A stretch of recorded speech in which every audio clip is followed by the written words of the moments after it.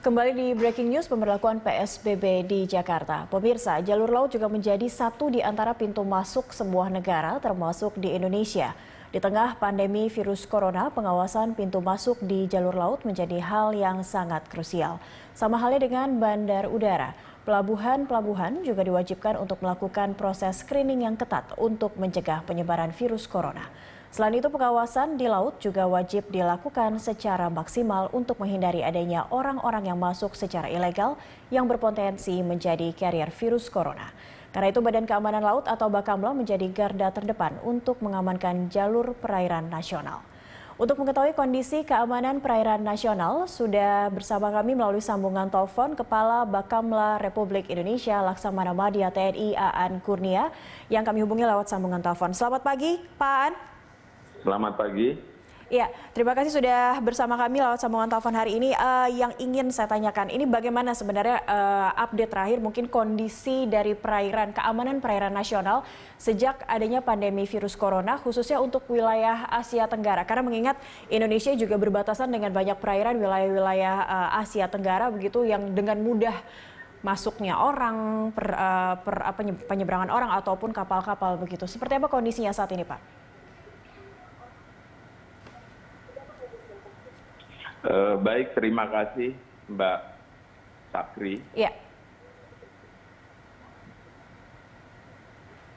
Jadi sesuai dengan protokol kesehatan yang sudah dikeluarkan oleh pemerintah,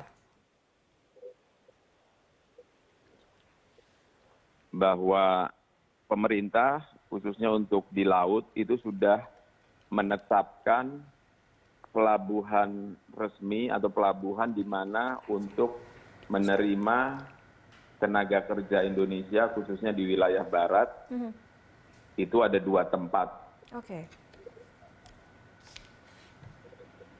yaitu di Batam dan di Tanjung Balai Karimun. Ya. Yang kita khawatirkan oleh pemerintah khususnya di wilayah barat, ini saya bicara di daerah barat dulu, khususnya di Sumatera, kemudian di Kepulauan Riau. Itu banyak pelabuhan-pelabuhan tikus atau pelabuhan-pelabuhan yang tidak resmi. Itu kita khawatirkan masuk TKI-TKI, khususnya dari Malaysia, ini tidak terdaftar. Nah, padahal kalau kita lihat protokol kesehatan pemerintah ini seharusnya dengan adanya epidemi COVID-19 ini harusnya itu dilaksanakan rapid test atau dilaksanakan karantina 14 hari.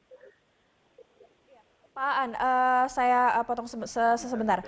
Ini tadi Anda katakan sebenarnya yang menjadi yang lebih diperhatikan oleh Bakamla sendiri adalah banyak jalur-jalur atau pelabuhan-pelabuhan tikus seperti itu. Kalau kita menyasar wilayah barat, di sini ada daerah Sumatera begitu untuk Riau, mungkin kawasan Batam. Sementara rapid test ini sebenarnya baru beberapa minggu dilakukan begitu, sebelumnya saat pandemi global ditetapkan pada tanggal 20 Februari lalu begitu. Apa yang sudah dilakukan oleh pihak Bakamla untuk mencegah terjadinya penyeberangan orang? Karena kita tahu penyeberangan orang ini dikhawatirkan sebagai carrier atau sebagai symptomatic carrier begitu.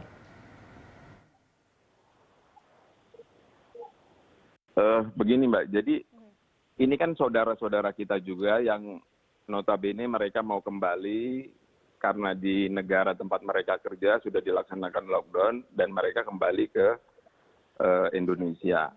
Nah, pemerintah Indonesia sudah menetapkan protokol kesehatan. Nah, diharapkan semua tenaga-tenaga kerja Indonesia yang kembali ke Indonesia ini melaksanakan tahap-tahap yang sudah ditetapkan, yaitu melaksanakan protokol kesehatan pemerintah.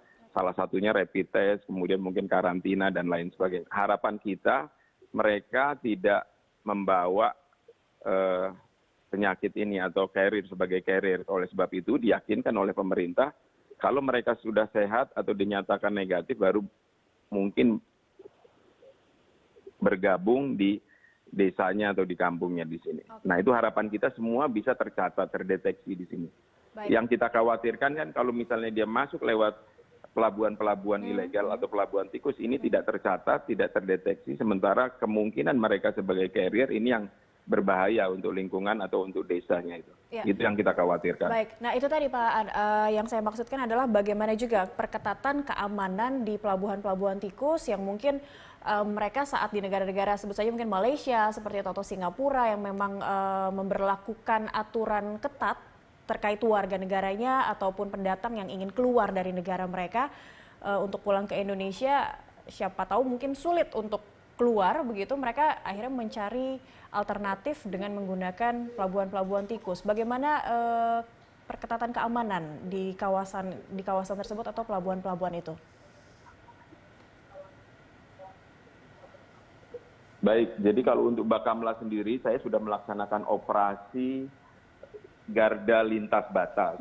Jadi Bakamla tidak sendiri, kami juga bekerja sama dengan Angkatan Laut, dengan kepolisian, dengan Bea Cukai, dengan sebuah kementerian dan lembaga yang mempunyai sarana kapal.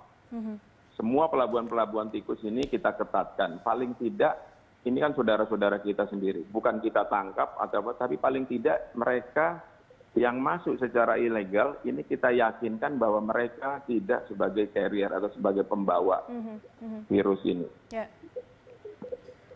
Kalau memang dia negatif, silakan mereka membaur lagi. Itu harapan kita. Bukan berarti kita cegah atau kita tolak, tidak. Karena mereka harus kembali, ya kita tampung. Tapi kita yakinkan bahwa mereka sehat. Oke. Adakah kerjasama antara Bakamla dengan Kementerian Kesehatan atau Dinas Kesehatan di pintu-pintu masuk perbatasan perairan khususnya begitu Pak Aan? Ini untuk menyiapkan karantina untuk saat-saat sekarang ini. Karena mereka harus menjalani proses inkubasi 14 hari terlebih dahulu begitu. Apa yang dilakukan untuk menjamin pergerakan orang yang masuk ke perbatasan Indonesia melalui perairan ini mereka melewati proses kesehatan terlebih dahulu begitu? Kalau di pelabuhan-pelabuhan resmi yang sudah ditetapkan oleh pemerintah itu lengkap untuk tim kesehatannya. Ya, semua di situ terlibat mulai dari Kementerian Kesehatan, kemudian imigrasi, kepolisian, semua lengkap di situ termasuk Bea Cukai.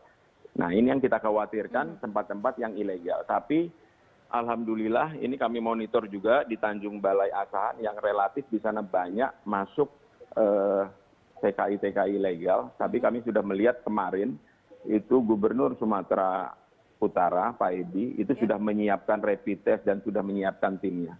Jadi ada beberapa kemarin yang seperti ditangkap oleh Angkatan Laut, ada 20 orang. Ini juga sudah melaksanakan protokol kesehatan yang sudah ditetapkan oleh pemerintah.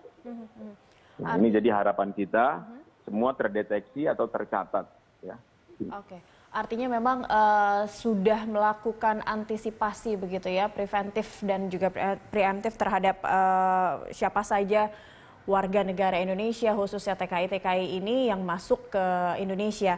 Pak Aan, lalu seperti apa kerjasama mungkin yang sudah dilakukan oleh Bakamla dengan Bakamla negara-negara lain khususnya negara-negara Asia Tenggara? Kalau kita lihat ada Malaysia, Singapura atau Filipina yang juga diantaranya negara yang terkonfirmasi positif COVID-19.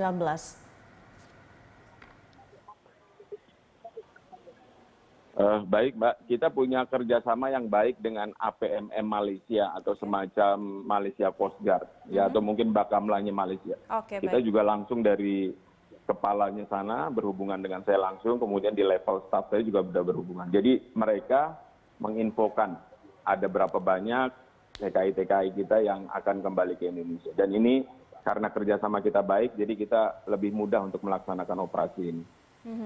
Tapi untuk TKI-TKI yang ilegal, karena ini kondisinya juga kemanusiaan dan pandemi begitu, jika mereka merasa sudah tidak aman di negara tetangga dan mereka ingin kembali ke Indonesia, adakah perlakuan khusus, tindakan seperti apa begitu? Karena tindakan hukumnya juga pasti harus tetap diaplikasikan begitu Pak Aan.